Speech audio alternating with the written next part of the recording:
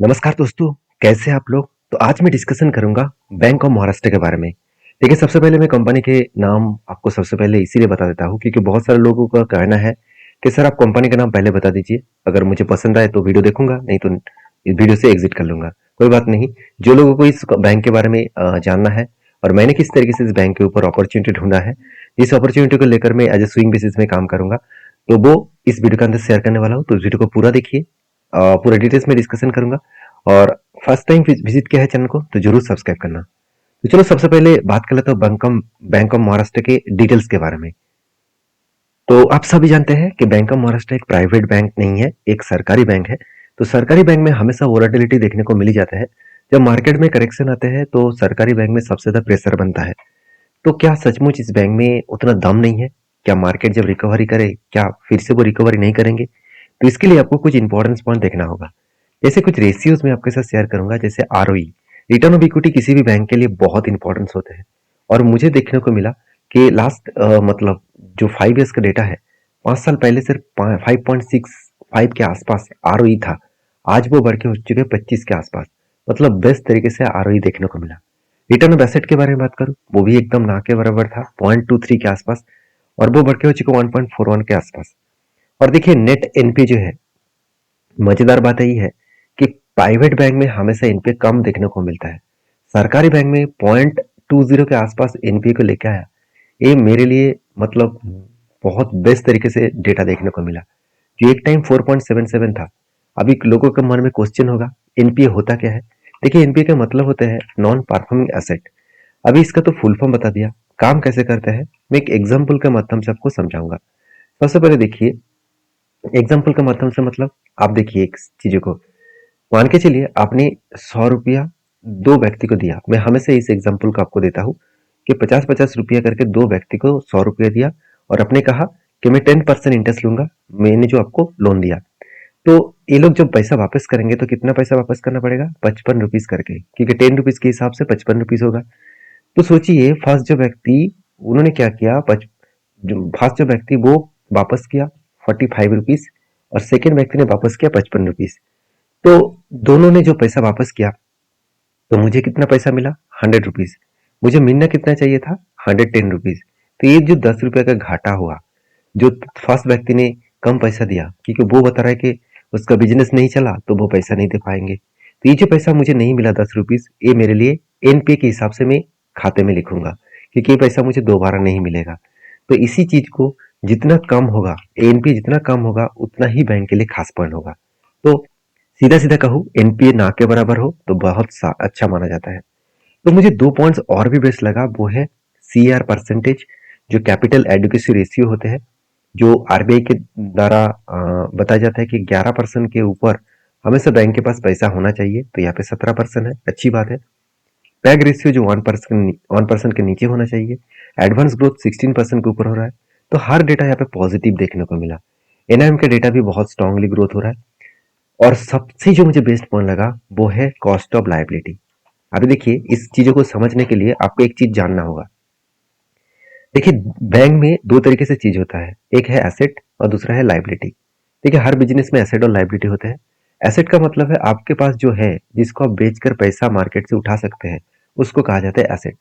जैसे आपका फर्नीचर हो गया, आपका ऑफिस हो गया, आपका गाड़ियां हो, मतलब ऑफिस में जो गाड़ी यूज करते हैं वो, मतलब सारे एसेट को आपका एसेट कहा जाता है।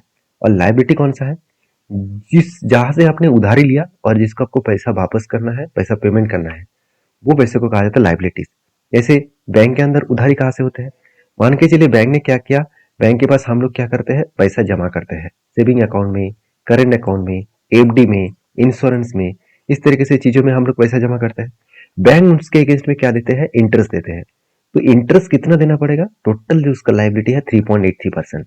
ये मुझे बेस्ट लगा क्योंकि इसी तरीके से इंटरेस्ट बड़े बैंक में HDFC, Kotak, ICICI bank, Axis bank, इस तरीके से बैंक का डेटा देखने को मिलता है। तो एक प्राइवेट बैंक ना होने के बाद भी इतना शानदार परफॉर्मेंस क्यों किया? क्योंकि देखिए, उसके पीछे मेनली रीजन है उसका कासा रेशियो। अगर बैंक ऑफ महाराष्ट्र का कासा रेशियो देखेंगे तो 52.73। तो जो बाकी सारे बैंक है उससे कई गुना ज्यादा है। मतलब मार्केट से ही वो 50%। मान के चलिए बैंक के अंदर 100 रुपया, मतलब 100 रुपया आ रहा है, बैंक मार्केट से मान के चलिए 100 रुपया उठा रहा है, तो उनमें से 52 रुपीज मार्केट से वो सेविंग अकाउंट और करेंट अकाउंट से कंपनी के पास आ रहा है। तो अच्छी बात यह है कि सेविंग अकाउंट में तो कोई इंटरेस्ट बैंक को देना नहीं पड़ेगा, और सॉरी करेंट अकाउंट में इंटरेस्ट देना नहीं पड़ेगा, और सेविंग अकाउंट में मिनिमम इंटरेस्ट 3 से 4% के अंदर ही देना पड़ता है।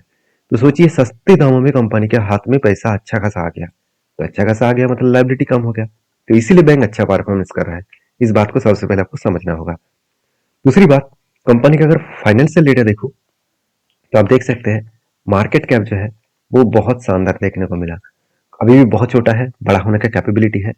मुझे जो बेस्ट पॉइंट देखने को मिला वो है कंपनी का वैल्यूएशन, एकदम सस्ता है। देखिए आरओसी बैंक का कितना भी काम हो चलेगा, आरओई ज्यादा होना चाहिए, ठीक ठाक है, 20% के ऊपर है। और कंपनी के देखिए क्वार्टरली जो रिजल्ट है, इस बार आशा किया जा रहा था कि रिजल्ट अच्छा आएगा, तो अच्छा ही आया। 5,000 से सीधा सीधा 6,000 हो चुके हैं, 6,000 करोड़ हो चुके हैं। उसके बाद एक्सपेंस इंटरेस्ट सब कुछ मिटाने के बाद नेट प्रॉफिट जो है 920 करोड़ से सीधा सीधा 1,300 करोड़ हो गया। तो जो लोगों के मन में डाउट है कि कंपनी का सचमुच ठीक ठाक परफॉर्मेंस कर रहा है, आप खुद ही देखेंगे हर साल में कंपनी एक अच्छा खासा नहीं बेस्ट रिजल्ट पब्लिश कर रहा है। और मजेदार बात यही है कि कंपनी के जो एनपीए है वो घटते घटते आज 0.20 के आसपास आ चुके हैं, जो आज तक की हाईएस्ट एनपीए है, सॉरी लोएस्ट एनपीए है। तो चीजों को सब कुछ सही देखने को मिला। इसके कारण कंपनी के ऊपर जो इन्वेस्टर है वो भी इस कंपनी के ऊपर एक ट्रस्ट बिल्ड किया है। देखिए वन पहले क्या था, एफएस के पास जो होल्डिंग था 0.16% के आसपास, और आज वो बढ़ते बढ़ते बढ़ते बढ़ते 1.94 के आसपास आ चुके हैं। उसी तरीके से देखिए डीएस के पास क्या था, 4.46, अभी कितना है 11%। तो सोचिए इंस्टीट्यूशन जब माल खरीदारी किया तो वो कहाँ से किया। देखिए प्रोमोटर के पास जो ज्यादा होल्डिंग था, प्रोमोटर ने इस बार माल बेचा, क्योंकि सेबी के रूल्स के हिसाब से किसी भी प्रोमोटर के पास 75% से ज्यादा होल्डिंग नहीं होना चाहिए। यहाँ पे कितना था 86%, तो इसलिए कुछ क्वांटिटी यहाँ पे इस बार बेचा और उसका सीधा सीधा फायदा इंस्टीट्यूशन उठाया। अगर इस फायदा अगर पब्लिक उठाता तो मैं इस कंपनी को थोड़ा सा वीकनेस मानता। तो सारे पॉइंट ऑफ व्यू से देखा तो कंपनी ठीक ठाक परफॉर्मेंस कर रहा है। तो अभी चलो कंपनी का चार्ट क्या बता रहा है वो भी देख लेते हैं, क्योंकि सब कुछ तो वहां पे ही है। तो सबसे पहले मैं चार्ट के बारे में बात करूं तो मुझे जो ट्रेड मिला वो कुछ इस तरीके से देखने को मिलेगा। मैं आरएसआई स्ट्रेटेजीज के हिसाब से एक ट्रेड यहाँ पे मुझे मिला है, और दूसरा एक स्ट्रेटेजीज है वो मैं आपको दिखाऊंगा। सबसे पहले देखिए आरएसआई स्ट्रेटेजीज के रूल्स क्या है। रूल्स यही है कि हमेशा आपको जो कैंडल दिख रहा है वो कैंडल 200 डेज मूविंग एवरेज के नीचे आना चाहिए, मतलब नीचे क्लोजिंग होना चाहिए, और उस टाइम आरएसआई का जो लाइन है वो 30 के नीचे जाना चाहिए। तो फाइनली कौन सा कैंडल ने 30 के नीचे गया। अगर मैं आरएसआई को देखूं तो ओवरऑल ओवरऑल इस कैंडल ने यहाँ पे क्या किया, यहाँ पे फाइनली आरएसआई के नीचे गया और 200 डेज के नीचे भी आए। तो यहाँ से जब आरएसआई ऊपर जाकर 70 को टच करेंगे तब मेरा एग्जिट बनेगा। तो क्या सचमुच ऐसे पहले भी हुआ था? चलो एक बार बैक टेस्टिंग करके देख लेते हैं, तभी आपको क्लियर कट अंदाजा लग जाएगा कि हाँ सचमुच इसमें दम है कि नहीं। तो देखिए मैं अगर यहाँ पे डेटा देखूं तो यहाँ पे आरएसआई के हिसाब से यहाँ पे क्या हुआ था। हाँ चलो मैं एक बार देख लेता हूँ, कुछ इस तरीके से लेवल्स में बना था, और यहाँ से मैं अगर टॉप लेवल तक देखूं तो मतलब आरएसआई 70 के ऊपर कहाँ पे गया था, इस जगह पे, मतलब यहाँ पे भी मार्किंग कर लेता हूँ। तो दोनों जगह पे मैंने मार्किंग कर लिया, और मैं अभी उसको ड्रैग करके देखूंगा कि कितने दिनों में वो रिटर्न मिला। देखिए 27% का रिटर्न मिला 126 डेज में। तो आप कहेंगे सर पहले भी तो बना था, हाँ पहले भी बना। यहाँ पे आरएसआई, यहाँ पे भी आरएसआई देखिए बना था, यहाँ पे भी आरएसआई बना था सॉरी। तो यहाँ पे आरएसआई के हिसाब से देखा है तो यहाँ पे भी कैंडल कुछ इस तरीके से बने, और एक कितना मिला 12% का रिटर्न मिला 200 दिन में। तो कभी कभी थोड़ा सा टाइम लग जाता है, कोई बात नहीं। और यहाँ पे भी मिला था, चलो एक बार यहाँ पे भी देख लेते। देखिए आरएसआई यहाँ पे हिट तो किया 30 के नीचे, मगर उस time candle 200 days moving average के नीचे नहीं आया, तो इसलिए मैंने यहाँ पे एंटी नहीं लिया। एंटी फाइनली कहाँ पे बना, फाइनली इस जगह पे बना। तो यहाँ पे एंटी बने। एंटी पॉइंट से अगर मैं इसका आरएसआई 30 तक देखूँ, 70 तक देखूँ तो कुछ इस तरीके से लेवल्स में देखने को मिला। तो ओवरऑल 17% 69 डेज में। तो आप इस तरीके से बैक टेस्टिंग करके सारी चीजों को देख सकते हैं। तो यहाँ पे भी बना था, चलो एक बार और एक बार दिखा देता हूँ। देखिए यहाँ पे भी बना था, जो कुछ इस तरीके से लेवल से स्टार्ट हुआ, और आरएसआई यहाँ पे 70 के ऊपर गया कुछ इस लेवल में। तो सिर्फ देखिए 8 डेज में 15%।